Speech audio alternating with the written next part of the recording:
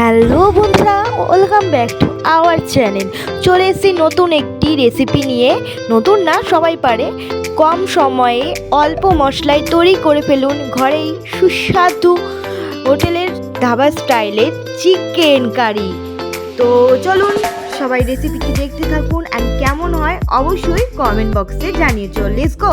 তো বন্ধুরা, দেখতেই পাচ্ছ চিকেনের জন্য আমি 3টে মাঝারি সাইজের পেঁয়াজ, 2টো আলু, একটা টমেটো কেটে রেডি করে নিয়েছি। আর মাংসের মধ্যে আমি মাখিয়ে নিয়েছি নুন, হলুদ, অল্প পরিমাণে সর্ষের তেল।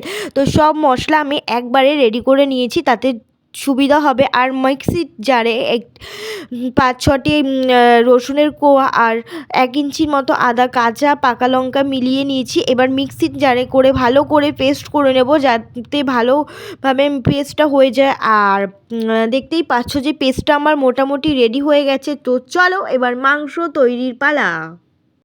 তো কড়াইটা গরম হওয়ার জন্য দিয়ে দিচ্ছি অল্প পরিমাণে সর্ষের তেল। অল্প না, আমি নিয়েছি 500 মাংস, তাই আমাদের যেটুকু পরিমাণে তেল দিতে হয় সেটুকু পরিমাণেই তেল আমরা দিয়ে নিয়েছি। তো তেলটা ততক্ষণে গরম হয়ে গেছে। গরম হওয়ার পর আমি শুধু জিরে দিয়েছি, না এর মধ্যে কোনো গোটা গরম মশলা কিচ্ছু দিইনি। আর পেঁয়াজটাকে আস্তে আস্তে করে ছেড়ে দেব এক এক করে। আর আমি এখানে 3টে মাঝারি সাইজের পেঁয়াজ নিয়েছি, আর এখানে একটা মাঝারি সাইজের টমেটো নিয়েছি। সব একসাথে দিয়ে ভালো করে নাড়িয়ে চাড়িয়ে ভালো করে আমি ভেজে নেব। তো তোমরা রেসিপিটি দেখতে থাকো। আর এরপরে অল্প একটু লবণ দিয়ে নিয়েছি স্বাদ মতো, যাতে মশলাগুলো তাড়াতাড়ি করে নরম হয়ে যায় পেঁয়াজটা। তো চলো এবার দেখতে থাকো। ভালো করে নাড়িয়ে চাড়িয়ে নিতে হবে যতক্ষণ পর্যন্ত মশলাটা ভালো করে পেঁয়াজটা নরম না হয়ে যায়। টমেটো পেঁয়াজ দুটোই একবারে দিয়ে দিয়েছি আমি। তো 5 মিনিট পর আবার একটু নাড়িয়ে চাড়িয়ে দিচ্ছি, যাতে পেঁয়াজগুলো নরম হয়ে যায় আর টমেটোগুলো নরম হয়ে যায়। আর টমেটোর তো কোনো কথাই হবে না, নরম হতে বেশি সময় নেয় না। আর এবার দেখতে মিক্সিং জারে যে মশলাটা আমি করে রেখেছি সেই মশলাটা এবার দিয়ে দেবো এর মধ্যে। তো মশলাটা এবার আস্তে আস্তে করে ঢেলে দিচ্ছি। তো ঢেলে দেওয়ার পর আরেকটু ভালো করে নাড়াতে চাড়াতে হবে। আর এই দেখো মশলা ধোয়া জলটাও দিয়ে নিয়েছি।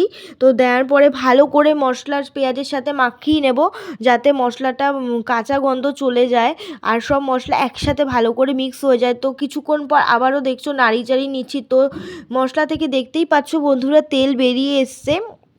তো ভালো করে নাড়িয়ে চাড়িয়ে নিতে হবে, যাতে কাঁচা গন্ধটা চলে যায়। কাঁচা গন্ধ চলে যাওয়ার পর এবার আমি জিরের গুঁড়ো আর হলুদ গুঁড়ো দিয়ে একটা পেস্ট বানিয়ে নিয়েছিলাম, তো সেটাই আমি দিয়ে নিয়েছি। আবারও ভালো করে নাড়িয়ে চাড়িয়ে নেব, যাতে হলুদের কাঁচা গন্ধটা না থাকে। তো দেখতেই পাচ্ছ মশলা আমার কষানো হয়ে গেছে।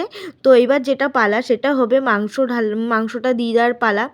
তো ভালো করে কষানো হয়ে গেলে এবার দিয়ে দেবো ম্যারিনেট করা চিকেনটা অল্প অল্প করে আমি দিতে থাকি, তোমরা দেখতে থাকো।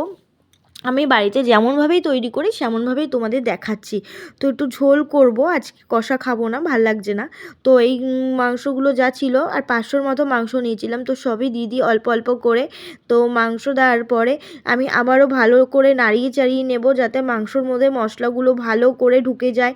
আর আমি আলুটা ভেজে নিইনি, আমি কাঁচাই রান্না করি, আলু দিয়ে একবারে। এবার আলুটাও দিয়ে দেবো। তো আলু দেওয়ার পরে ভালো করে আবারও নাড়িয়ে চাড়িয়ে নেব, যাতে আলুর ভিতর নুন মশলা সব কিছু একসাথে মাখামাখি হয়ে যায়। আর ভালো করে কষাতে হবে, ভালো করে মশলাটা মিক্সিং করতে হবে, যাতে মশলাটা ভালো করে ভিতরে ঢোকে মাংস আর আলুটা যাতে খুব ভালো করে সেদ্ধ হয়ে যায়। তো চলো আমি ভালো করে নেড়ে চেড়ে নিই। তো কিছুক্ষণ নাড়াচাড়া করার পরে আমি ঢেকে রেখেছিলাম প্রায় 5 মিনিটের মতো। তো 5 মিনিট পর আমি আবারও চলে এসেছি ঢাকনা খুলে, ভালো করে আবার একটু নাড়িয়ে চাড়িয়ে নিতে, যাতে নিচে না লেগে যায়। আর ততক্ষণ পর্যন্ত কষাবো যতক্ষণ পর্যন্ত তেল না বেরিয়ে আসছে। তো 10 মিনিটের জন্য আবারও ঢেকে দেবো। 10 মিনিট ঢাকার পরে এবার তেল বেরিয়ে এসছে। এবার আমি দিয়ে দেবো করে রাখা গরম জল। তো কষানোর পরে এবার দিয়ে দিচ্ছি অল্প পরিমাণে, যে যা পরিমাণে ঝোল খাবে সেটুকু পরিমাণে গরম জল, তোমাদের নিজেদের স্বাদ অনুসারে গরম জল দেবে। আর গরম জল দেওয়ার পর আমি ভালো করে আরেকটু নাড়িয়ে চাড়িয়ে নেব। যাতে সব মাংস আর আলুগুলো ডুবে যায়, যাতে খুব সুন্দর করে সেদ্ধ হয়ে যায়।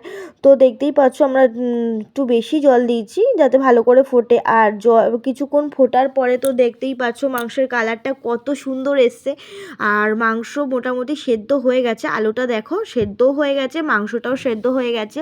তো এইবার আমি এর মধ্যে অল্প করে গরম মশলা দিয়ে আমি নামিয়ে নেব। তো মাংসর ঝোল ফুটে যাওয়ার পর দিয়ে দিলাম 1 চামচের মতো গরম মশলা গুঁড়ো। আর চাইলে ঘিও দিতে পারো, ধনেপাতাও দিতে পারো, কিন্তু আমি আজকে ধনেপাতা আর ঘিটা স্কিপ করেছি, দিয়েছি শুধু গরম মশলা গুঁড়ো। তো কম সময়ে রেডি হয়ে গেল আমার সুস্বাদু চিকেন কারি। তো